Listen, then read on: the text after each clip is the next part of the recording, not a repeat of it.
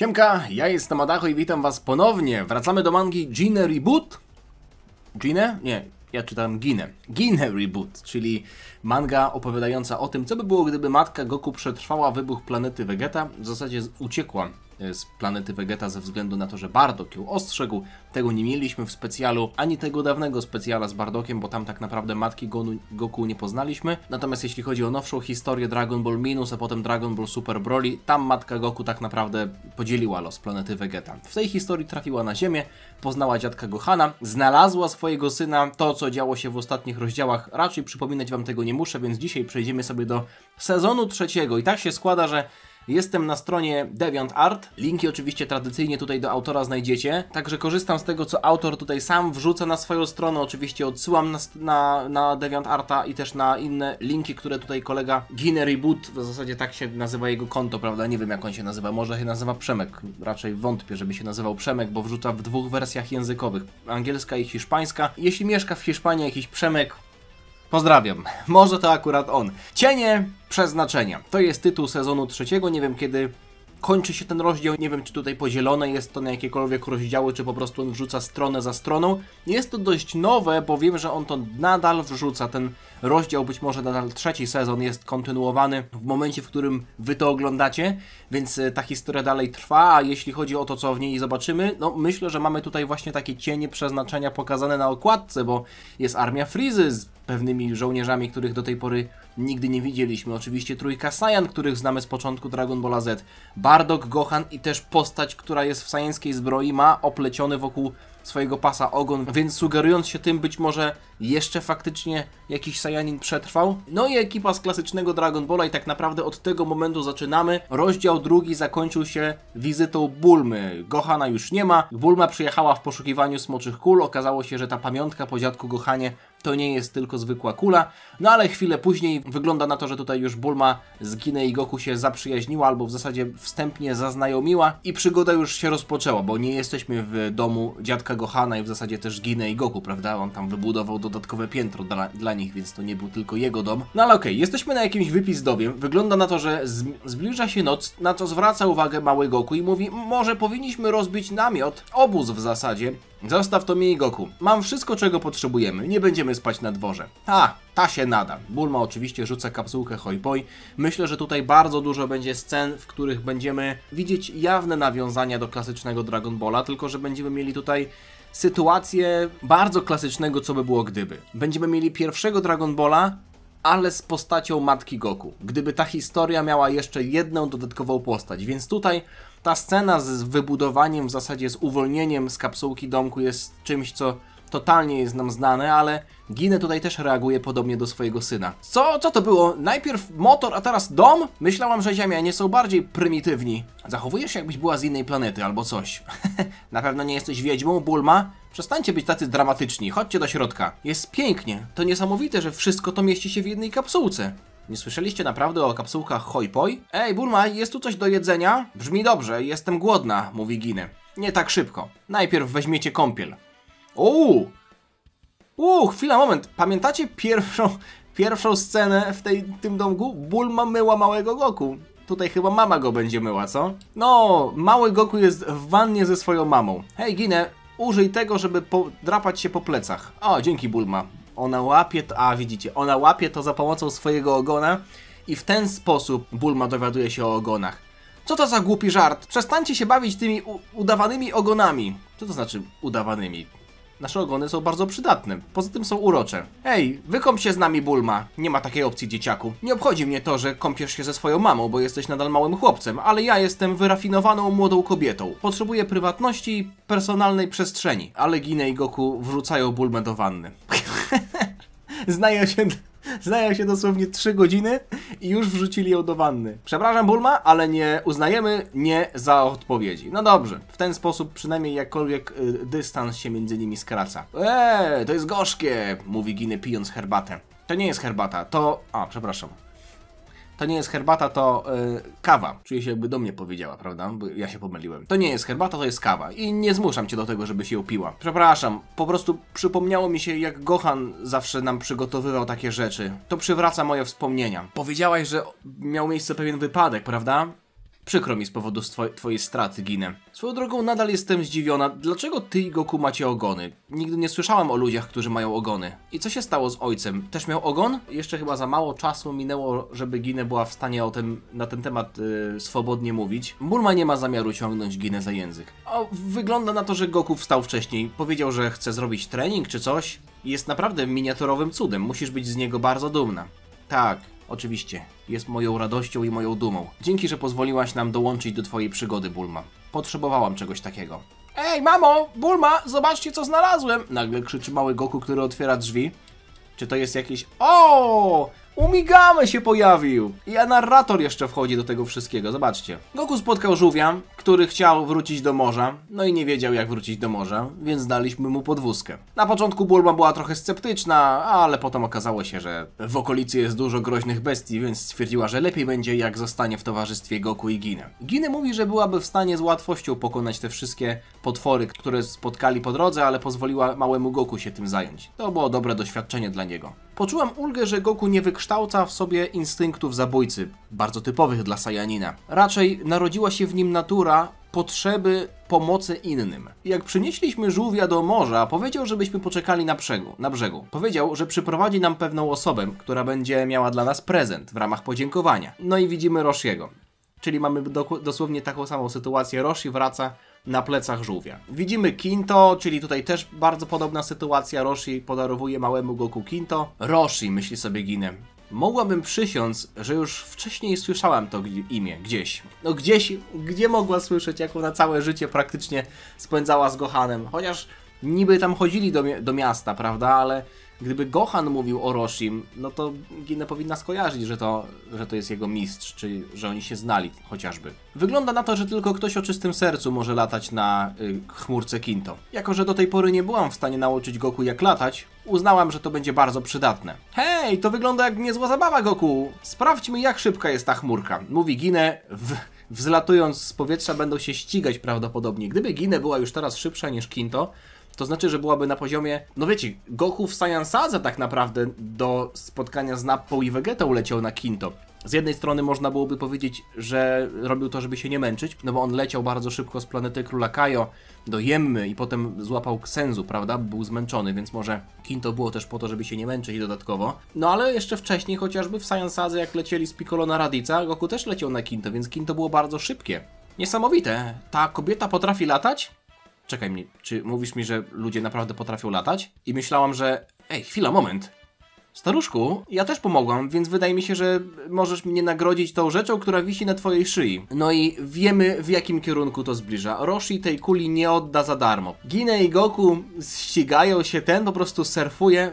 Bulma, co się dzieje? Mistrzu, proszę, to nie jest dobre, żebyś prosił o takie rzeczy. O, czy to jest kolejna smocza kula? Czy ten staruszek poprosił, żebyś coś mu dała? Tak, to chodzi o to, że da nam smoczą kulę, jeśli pokażę mu moje... I w tym momencie Goku tak szybko przelatuje przed Bulmą i Ginę, że aż podwiewa im sukienki. A Roshi chyba dostał to, o co prosił, ale nigdy to nie wyszło na jaw. Nie było tutaj sceny ze ściąganiem, prawda, z gaci i kulek i tak dalej, więc mają normalnie bieliznę na sobie, ale Roshi dostał to, o co prosił. Goku, wracaj tutaj na dół! W takim razie, co powiecie na inną umowę, panie? Mam coś innego, co może was interesować. Nie potrzebujemy niczego innego. Dotrzymaj swojej umowy, okej? Umowy? Jakiej umowy? Ja pierdolę, nagle Roshi zaczyna... co za gość. Swoją drogą, ślicznotko, zauważyłem, że całkiem dobrze idzie ci latanie. Jak chcesz, mogę nauczyć cię innych technik. He. No i Roshi został wbity w ziemię. Okropny gość. No dobrze, umowa to umowa. Macie te kule. Bulma, o co chodziło z tą umową? Nieważne, zapomnij. Mam nadzieję, że nie poprosił cię o nic dziwnego. Daj spokój, Ginę. Nigdy bym się na coś takiego nie zgodziła. Później, tego samego dnia. Dobrze, dom jest schowany. Mamy 4 smocze kule już mają praktycznie, wow. Więc potrzebujemy jeszcze tylko 3, żeby wypowiedzieć życzenie. Wydaje mi się, że Gohan mówił mi, że ten stary nauczyciel miał na imię Roshi. Zastanawiam się, czy to jest ten gość, którego spotkaliśmy. Chociaż z drugiej strony nie chcę o tym myśleć, mówi Ginę. Wydaje mi się, że na tej chmurce będzie dużo miejsca dla naszej trójki. Na początku musimy wiedzieć, czy potrafisz nią latać. Tak, musisz mieć czyste serce, mówi Goku. No, Bulma nie ma czystego serca. Wygląda na to, że nie zadziałało. Naprawdę? Teraz mi to mówisz? Ostrzegaliśmy cię. W takim razie ty spróbuj. Swoją drogą wątpię, że ty będziesz w stanie na niej latać. Nie jesteś taka czysta. O, Ginę jest w stanie latać. Ginę ma czyste serce, wow. To nie fair, przecież ty już potrafisz latać bez chmurki, krzyczy Bulma. Bulma została sama. Przecież mogliby ją tak naprawdę nieść. Co to za problem? Teraz, mając 4 smocze kule, polecieliśmy szukać 5. Do małej, oddalonej od cywilizacji wioski. Kiedy przylecieliśmy, odkryliśmy 5. smoczą kulę. Jednakże okazało się, że tę wioskę nachodzi pewien potwór, który porywa małe dziewczynki. No i mamy Oolonga, prawda? Więc jak tutaj sytuacja się zmieniła? Zobaczmy, czy tutaj jest jakaś duża zmiana. Zaoferowaliśmy pomoc. Na początku Goku chciał walczyć z tym potworem, ale tym razem to była moja kolej. A widzicie, Ginę powiedziała, że już kiedyś znalazła się w takiej sytuacji i nie pozwoli na to, żeby to się powtórzyło. Myślała, że Oolong będzie tak straszny jak Ozaru. Kiedy potwór się pojawił, wyglądał na pierwszy rzut oka przerażająco, ale wiedziałam, że nie stanowi żadnego zagrożenia. Jednak coś było wokół niego dziwnego. O nie, no i tutaj mamy timeskip. Okazało się, że tak naprawdę to była świnia, która zmienia swój kształt, Oolong. Ludzie dali nam 5. smoczą kulę i z jakiegoś powodu Bulma stwierdziła, że to będzie dobry pomysł, żeby Oolonga wziąć ze sobą. Nie do końca rozumiem dlaczego. Nie wiem, może... Emergency food? Tak o Chopperze mówili, prawda? Na samym początku w One Piece. Jedzenie na czarną godzinę? Ginę trzyma Oolonga i myśli sobie o pieczeni ze świni z jabłkiem w mordzie. Podczas naszej wyprawy odkryłam, że kocham prowadzić pojazdy na ziemi i okazało się, że jestem w tym całkiem dobra. Zobaczcie, Ginę prowadzi motorówkę, ale w międzyczasie okazało się również, że Bulma straciła swoje kapsułki, więc wygląda na to, że trochę nam to skomplikowało sprawę. Poszukiwania 6. smoczej kuli poprowadziły nas na skwierczącą z gorąca pustynię. Gorąc był nie do zniesienia, więc nawet latanie odpadało, bo było zbyt wyczerpujące, zwłaszcza, że musielibyśmy też nieść Bulmę i Oolonga. Nie mieliśmy wyboru, jak po prostu iść przed siebie. No i widzimy, że Yamcha próbował ich ograbić i to było dość duże zaskoczenie, że był całkiem dobrym przeciwnikiem, że się bił mniej więcej na równym poziomie z Goku, ale żadne z naszej dwójki, mówię tutaj o Ginę i Goku, nie jadło nic przez dłuższy czas, więc nie byliśmy za bardzo w formie do walki. Jednakże Goku nie chciał odpuścić. Myślę, że odziedziczył ten swój instynkt bitewny po swoim ojcu. Po tym jak widziałam, że walka się przedłuża, stwierdziłam, że zainterweniuję i w tym czasie Bulma wstaje, Yamcha ją zauważa, Ginę pojawia się koło Yamszy, ten reaguje, o nie, za blisko, za blisko. Nie masz nic innego do roboty, jak atakować innych ludzi w taki gorąc? Nie rozumiem, co się do końca wydarzyło, ale jak ten chłopiec mnie zobaczył, od razu uciekł. Puar, dlaczego nie mówiłeś mi, że tam są ładne dziewczyny? Nie wiedziałem. O, okazuje się, że Oolong tak naprawdę miał w sobie kapsułkę z autem. Mówi, a niech to, nie chciałem tego używać, ale już mam dość tego chodzenia. Wow. Yamcha... Mamy scenę, proszę Państwa, z podglądaniem pod prysznicem. Tyle, że tym razem Yamcha zobaczył 2 osoby. Myśleliśmy, że ten młodzieniaszek będzie nas atakował w nocy, ale wszystko odbyło się bez żadnego wydarzenia, więc noc była spokojna. Po tym jak się wykąpałyśmy, Oolong zasugerował, a w zasadzie nalegał, żeby Bulma i ja, żebyśmy spały w sypialni na górze. Nie do końca wiem, co wydarzyło się tej nocy. No i mamy Oolonga, Puara, ja pierdolę. No i oczywiście Yamcha, który odkrywa smocze kule. Następnego poranka. Oolong, dlaczego nie wyprałeś naszych ubrań? Naprawdę myślisz, że będziemy ubrane w coś takiego? Okazuje się, że Oolong miał tak naprawdę więcej strojów królików niż na początku, więc może prowadził jakiś biznes, o którym nie wiemy. Ej, uważajcie, te stroje są kolekcjonerskie. Albo po prostu miał kolekcję, okej. I kiedy myśleliśmy, że nasza podróż przebiegnie gładko, ten sam bandyta zaatakował nas po raz kolejny. Goku, teraz w 100% mocy, był w stanie poradzić sobie z tym chłopakiem. Nie wiedziałem, czego chciał ode mnie, ale moja cierpliwość się powoli kończyła. Yamcha ma wybitego zęba, ale za nim pojawia się Ginę Królik. Ginę Królik, która...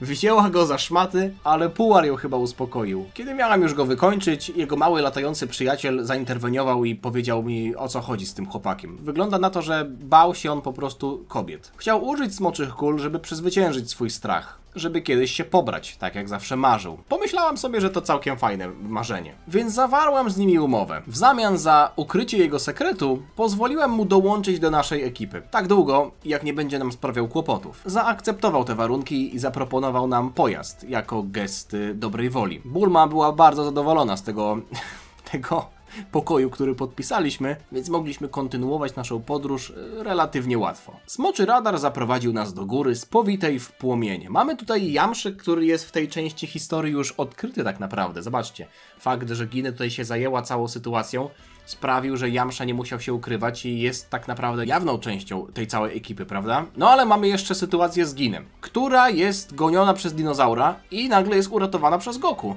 Było blisko. Ten normalnie jaki Goku, kurwa, rycerz w białej zbroi. Złapał ją dosłownie, trzyma ją na rękach. Cici przecież normalnie by tego dinozaura tym swoim promieniem z czoła albo tym swoim ostrzem na głowie zaatakowała. No jest całkiem uparty, zajmę się nim. Cici ma zamiar zaatakować tym ostrzem? Nie ma potrzeby. Jest ktoś, kto nam pomoże. Ginę wskakuje, powala dinozaura jednym kopnięciem. Wow, jest taka super, mówi Cici. Co Cici teraz będzie... Nie, dobra, myślałem, że Cici się jednak zakocha w matce Goku. Ale tutaj wygląda na to, że chyba się zakochała w małym Goku. Kilka minut później mała dziewczynka mówi, że jej imię to Cici i jest córką tego gościa, który jest władcą tej góry. Została wysłana, żeby zebrać pomoc. Nie martw się, Cici. Pomożemy ci ugasić te płomienie. Swoją drogą, dziecko, gdzie jest twój ojciec? Ojciec jest za ich plecami. Pewnie się przestraszył byczego Lucyfera. Bandyci! Zostawcie moją córkę! Byczy Lucyfer na początku nie zrozumiał sytuacji, ale Cici wytłumaczyła ojcu, o co chodzi. I jeszcze się okazało, że tak naprawdę byczy Lucyfer i Gohan raz byli uczniami Roshiego. W zasadzie jeszcze nie ma tutaj mowy o Roshim, tylko tego samego mistrza sztuk walki. Więc ty jesteś tą panią, którą Gohan wspominał w listach. Tak. Pamiętam, że Gohan o tobie mówił. Znałeś mojego dziadka? Cieszy się Goku. Wiem, że byłabym w stanie wydobyć smoczą kulę z tego zamku, ale nie jestem w stanie powiedzieć, czy umiem ugasić ten pożar. Nie martw się, mój stary mistrz Roshi na pewno będzie w stanie to zrobić. No i wtedy Ginę dowiaduje się, Roshi, naprawdę? Goku i Cici polecieli, żeby znaleźć mistrza Roshiego. Muszę przyznać, że jestem dość ciekawa, jak ten stary człowiek ma zamiar ugasić ten pożar. Kilka momentów później Jamsza próbuje podnieść topór byczego Lucyfera. Jamsza jest taki super. Cieszę się, że dołączył do naszej ekipy. Jednak mam wrażenie, że od jakiegoś czasu mnie unika. Nie jestem w jego typie? Bulma, uwierz mi.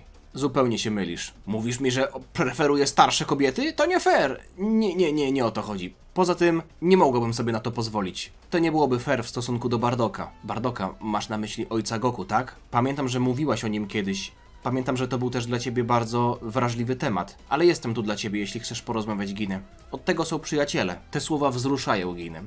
Okej, Bulma, powiem ci wszystko, mówi Ginę ze łzami w oczach. I w ten sposób powiedziałam Ginę o wszystkim. Od poświęcenia Bardoka, przez to jak czułam się bezradna, że nie byłem w stanie uratować Goku i Bardoka, aż przez to jak trafiłam na ziemię, spotkałam Gohana i do moich błędów, które kosztowały jego życie. Wow, to jest naprawdę dużo. Więc to myślę na ten temat. Przestań się tak męczyć, Ginę. To bezużyteczne. Zamiast pozwalać przeszłości cię nawiedzać, powinnaś żyć, żeby uhonorować poświęcenie Bardoka. I ty i Goku nadal jesteście żywi. To się liczy.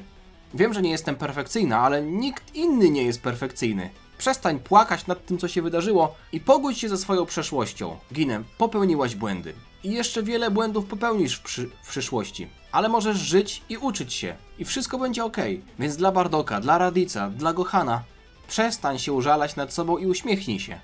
Dzięki, Bulma. Szczerze mówiąc, jestem trochę zdziwiona, że nie wystraszyłaś się, kiedy dowiedziałaś się, że jestem z innej planety. To nie jest pierwszy raz, kiedy spotykam kosmitę. Kiedy wcześniej Bulma spotkała kosmitę? Bulma wcześniej gdzieś spotkała kosmitę? No tak. Dawno temu moja siostra przedstawiła mnie Jacką, galaktyczny patrolman. Zapomniałem. Hej, czy ty właśnie powiedziałaś... no bo Saiyanie mają przeszłość chyba z galaktycznymi patrolmenami, prawda? Hej, zobacz, Goku wrócił. Witam! Bulma jest przerażona, że Roshi czegoś chce od niej. Ginę nie podsłuchuje oczywiście, ale domyśla się, że ten gość czegoś dziwnego chce od Bulmy. Wiem, że Gohan i byczy Lucyfer bardzo go szanowali, ale nie wiem, co jest w nim takiego specjalnego. No i Roshi buduje swoje mięśnie, strzela Kamehameha. Zobaczymy, czy uda mu się. Prawdopodobnie tak. Zniszczył cały zamek. Chyba trochę przesadziłem. Ginę mogłaby to zrobić sama. Mówi, że jeśli naprawdę miałeś zamiar zniszczyć całą wieżę, całą górę, to nie potrzebowaliśmy twojej pomocy. Jednakże ta technika naprawdę była potężna. Zwiększył błyskawicznie swoją moc. Nie podoba mi się to, że muszę to przyznać, ale poza mną Roshi prawdopodobnie jest najsilniejszą osobą na tej planecie. No i Goku w międzyczasie Wyspuszcza Kamehameha. Goku, coś ty narobił? Wow, to naprawdę jest wnuczek Gohana. Co? Ten chłopak i jego matka to są ci, o których Gohan wspominał w swoich listach? Ten gość na pewno nie jest człowiekiem. Niesamowite. Próbowałam nauczyć Goku, jak strzelać pociskami ki, ale jak on był w stanie zreplikować tę technikę po zobaczeniu jej tylko raz? Może Ginen stwierdzi, że Roshi jest dobrym nauczycielem? Hej, dzieciaku, nie chcesz zostać moim uczniem? Wow, naprawdę? Chciałbym! Mamo, czy mogę dołączyć do mistrza Roshiego po naszej przygodzie? Ej, możesz mu pozwolić. Będę dobrym nauczycielem. Sprawię, że będzie bardzo silny. Poza tym, ty też możesz do nas dołączyć. Nauczę cię rzeczy albo dwóch. Haha, swoją drogą ślicznotką, mam nadzieję, że pamiętasz umowę. Ach, miałam nadzieję, że zapomnił, mówi Bulma. Ta umowa, którą zawarliście, co to było? Mówi Gine. Nic specjalnego. Mała rekompensacja za starania starego człowieka. Znając ciebie, to nie może być nic dobrego. Przepraszam, ale nie pozwolę. Nie będę tolerować takich rzeczy, póki jestem obok. Patrzcie! Roshi się potyka, leci w stronę Gine. Ja już się domyślam, o co chodzi. On na nią wyląduje. Ja pierdolę. Autor tej mangi jest dość bezpośredni. Myślałem, że Roshi po prostu wpadnie na Ginę, ale on... okej. Gine jest słusznie bardzo zezłoszczona. Wykupuje Roshiego bardzo daleko. Ten stary creep nigdy się nie zmieni. To było niesamowite. Pani Gine, proszę, pozwól mi... To Chi chce być teraz uczennicą Gine? Po tym jak zobaczyłam twoją siłę, uświadomiłam sobie, jak słaba jestem. Nie chcę, żeby inni tylko mnie ratowali. Chcę być silniejsza. Proszę, ucz mnie. Nie będziesz tego żałować. Przypominasz mi mnie w moim wieku, Chi. Przepraszam, ale w tym momencie nie mogę cię trenować. Jestem w trakcie podróży, żeby znaleźć 7 smoczych kul. O, znalazłam smoczą kulę! mówi Bulma w tych ruinach zamku. Ale jako, że nasza przygoda już prawie się kończy, myślę, że możesz dołączyć do nas potem. Proszę, znajdź mnie w górach Paozu, kiedy będziesz gotowa. Mała Chi rzuca... Ale tutaj mamy dodatkowy plot twist. Nie wiem, czy Roshi w ogóle będzie brany pod uwagę w tej historii, bo jest on... No, zaszedł już za skórę naszym bohaterkom. A Chi tutaj dołącza do ekipy i ona będzie trenować w górach Paozu, więc tak naprawdę po znalezieniu 7 smoczych kul być może w ogóle wrócimy do domku Gohana i tam się będzie odbywać reszta akcji. Tak czy siak, myślę, że to będzie dobry moment, żeby zrobić sobie przerwę. Nie wiem, ten rozdział tak naprawdę chyba nie ma w ogóle końca. On jest tylko wrzucany po prostu non-stop, kolejne kadry, panele, kolejne strony. Więc w tym momencie zrobimy sobie przerwę. Dzięki wam za oglądanie. Mam nadzieję, że wam się podobało. Jest dużo dość ordynarnych żartów tutaj, natomiast doceniam przynajmniej cenzurę. Nie będę musiał robić tego sam. Tak czy siak, odsyłam was jeszcze raz na stronę autora. Jest to naprawdę ciekawie prowadzony motyw, chociaż uważam, że dużo tutaj było, bardzo dużo nawet bym powiedział, inicjatywy narratora, prawda? Mało dialogu, znaczy nie, dialogi były, to nie było tak, że było mało, ale chociażby kwestia Ulonga albo kwestia Yamszy była rozwiązana bardzo, bardzo szybko. Mimo wszystko z drugiej strony uważam, że jeśli tam nie było aż tak wielu zmian w porównaniu do oryginalnej historii, to, że dostaliśmy tak naprawdę to raz za razem, strona po stronie, to nie jest do końca źle. Kiedy ta historia się już, powiedzmy, rozwiąże i będziemy mieli faktycznie jakiś taki nowy ark, powiedzmy, że będzie to wymagało tego, żeby iść trochę powoli i zawierać tam więcej akcji, a nie tylko takiego przeskakiwania z wątku na wątek, no to wtedy okej. Ale teraz myślę, że jest to zrozumiałe, że mieliśmy narratora dość sporo. Zresztą też bardzo dynamicznie się to czyta wtedy, prawda? Bo tak naprawdę nie możemy się skupić na jednej rzeczy, tylko skaczemy praktycznie z wątku na wątek, ale w takim pozytywnym tego słowa znaczeniu, no bo to nie są nieznane nam wątki, prawda? My to wszystko już widzieliśmy. Tak czy siak, dzięki jeszcze raz, widzimy się niebawem, trzymajcie się, na razie, cześć, Dziana.